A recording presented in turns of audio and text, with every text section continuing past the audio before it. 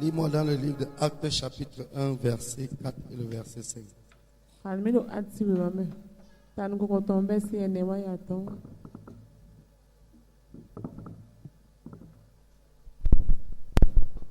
Acte 1, du verset 4 au verset 5. Acte 1, verset 4. Comme il se trouvait avec eux, il leur recommanda de ne pas s'éloigner de Jérusalem, mais d'attendre ce que le Père avait promis, ce que je vous ai annoncé, leur dit-il. Car Jean a baptisé d'eau, mais vous, dans peu de jours, vous serez baptisés du Saint-Esprit. Alléluia. Alléluia. Lis 1 Corinthiens chapitre 6, du verset 19 au verset 20. 1 Corinthiens chapitre 6, verset 19. Ne savez-vous pas que votre corps est le temple du Saint-Esprit qui est en vous, que vous avez reçu de Dieu, et que vous ne vous appartenez point à vous-même, car vous avez été rachetés à un grand prix. Glorifiez donc Dieu dans votre corps et dans votre esprit qui appartient à Dieu. Acclame très fort pour la parole de Dieu.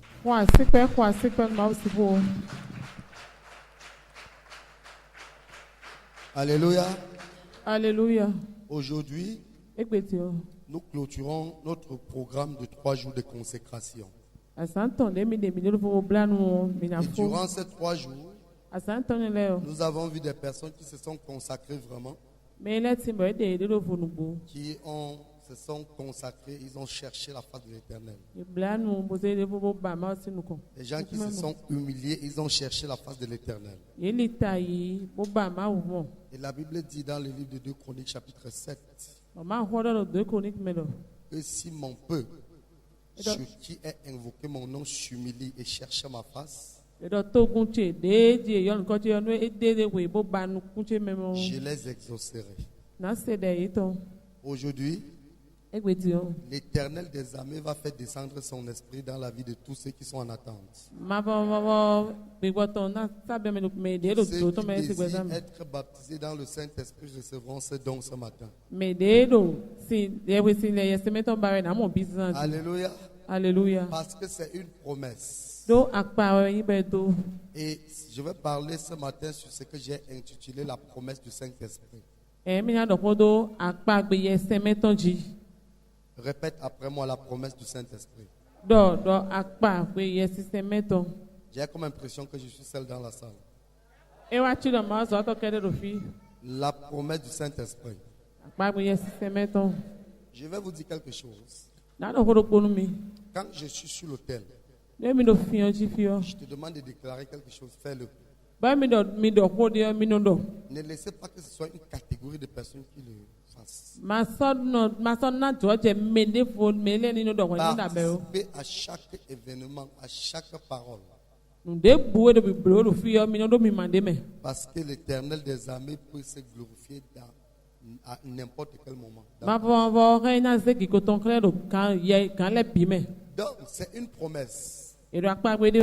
Le Seigneur a promis cela à ses disciples.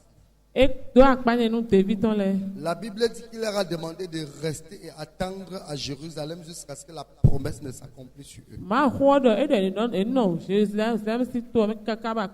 Il a demandé que ce peuple se rassemble à un endroit pour que la promesse descende, pour que le Saint-Esprit vienne sur eux. Et la Bible dit que le baptême du Saint-Esprit caractérise Christ directement. La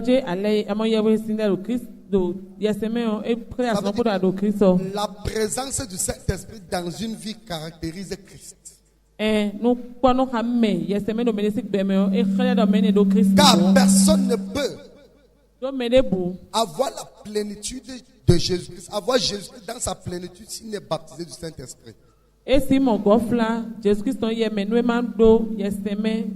pour ça que les apôtres ne pouvaient pas entreprendre certaines actions tant que le Saint-Esprit n'était pas encore descendu sur eux.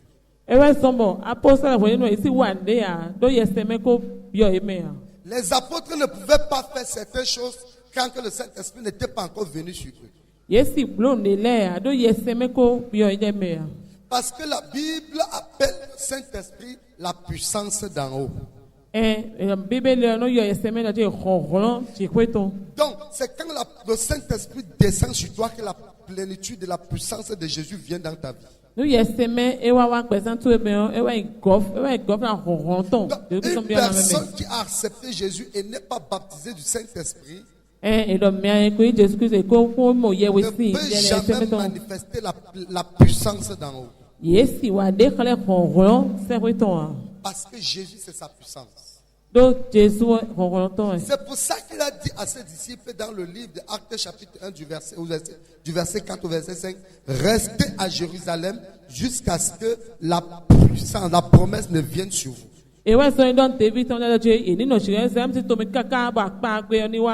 Donc chaque chrétien, chaque enfant de Dieu, chaque personne qui accepte Christ comme son Seigneur et Sauveur personnel doit rechercher cette puissance d'en haut. Et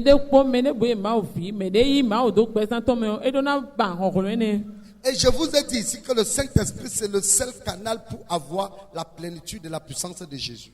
Donc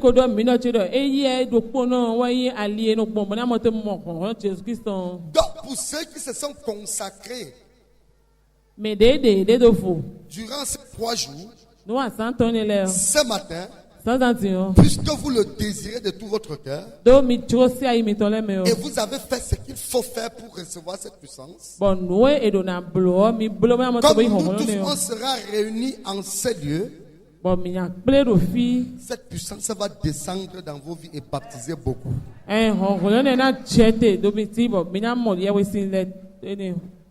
J'ai dit cette puissance va descendre dans vos vies et baptiser plusieurs.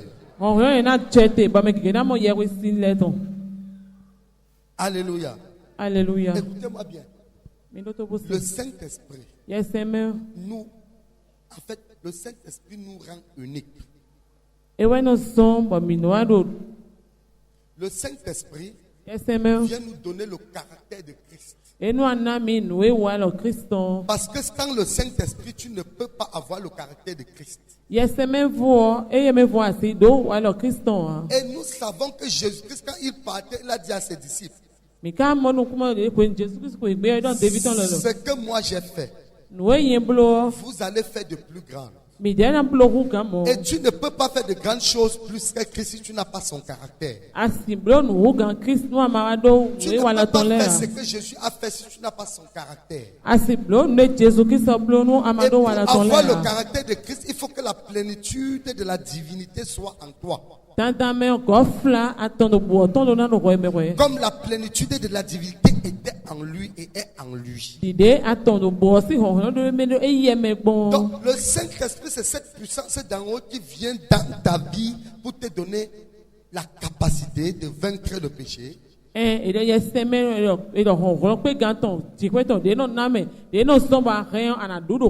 La capacité de dominer sur les démons. La capacité de dominer sur la maladie. La capacité de vaincre les obstacles de ta vie. Parce qu'il dit dans sa parole que sans moi vous ne pouvez rien. Et une personne qui n'a pas le Saint-Esprit, qui n'est pas baptisée dans le Saint-Esprit, est une personne non comblée. C'est pour ça qu'il est très important, très capital, d'être baptisé du Saint-Esprit. Alléluia. Alléluia. Le Saint-Esprit est venu faire de l'âme de l'homme, de l'âme du chrétien, la demeure de Christ. Le Saint-Esprit il est venu faire de ton âme la demeure du Seigneur. C'est pour ça que quelqu'un qui n'est pas baptisé du Saint-Esprit ou quelqu'un qui n'est pas rempli du Saint-Esprit agit comme un homme animal.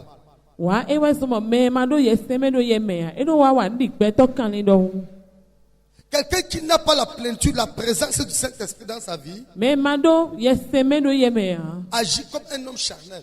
Et tant que tu n'es pas baptisé du Saint-Esprit, tu ne peux pas porter ce qu'on appelle le fruit de l'Esprit. Et nous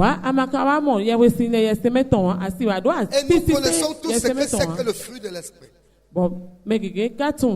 Un chrétien, pour dire qu'un chrétien est un chrétien normal, c'est celui-là qui développe le fruit de l'Esprit. Selon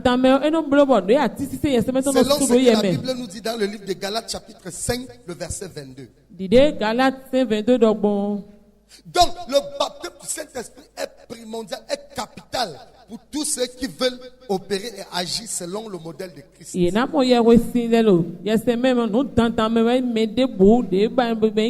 vous dis qu'il y a un seul moyen pour recevoir cela.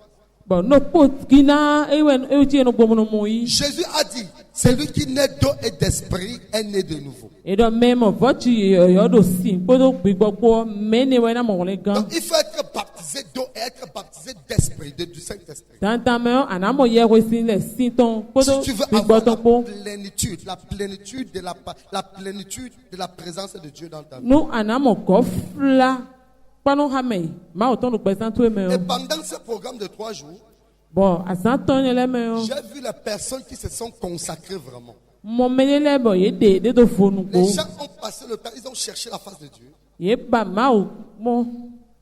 Et ce matin, la puissance du Saint-Esprit va venir sur ceux-là. Et beaucoup de personnes seront baptisées dans le Saint-Esprit ce matin. Je vais vous dire quelque chose. Jésus-Christ est l'unique personne qui baptise dans le Saint-Esprit. Personne de sa volonté propre ne peut baptiser une autre personne dans le Saint-Esprit. Ça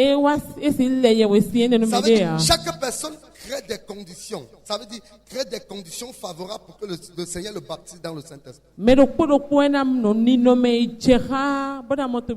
Et les conditions pour être baptisé dans le Saint-Esprit, le Seigneur l'a recommandé dans le livre de Acte 1.